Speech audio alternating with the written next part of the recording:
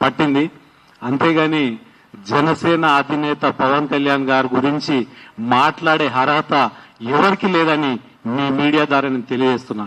ఎందుకంటే ఆయన సొంత డబ్బు ఈరోజు 2 తెలుగు రాష్ట్రాల ప్రజలకు ఇస్తుడు గాని ఎటువంటి మిగతా వాళ్ళ బెదిరించి భయపెట్టి కలెక్షన్ చేసుకుంటూ ఇవ్వట్లేదని మీ ద్వారా తెలియజేస్తున్నా.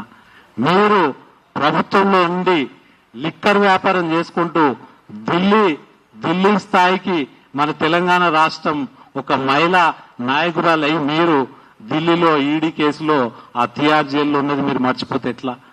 తెలంగాణ వచ్చిన తర్వాత మన తెలంగాణ ఆడబిడ్డ జైలుకి వెళ్లి ఆమె కూడా ఈరోజు జనసేన అధినేత శ్రీ పవన్ కళ్యాణ్ గురించి మాట్లాడుతుందంటే మాకు నిజంగా ఏం చెప్పాలో అర్థమవుతలేదు.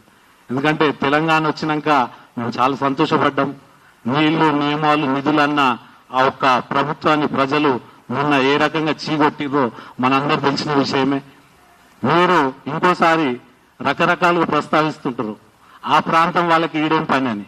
మీరు కూడా ఈ ప్రాంతం నుండి ఆ ప్రాంతానికి మహారాష్ట్ర పోయారు, ఆంధ్రప్రదేశ్ పోయారు.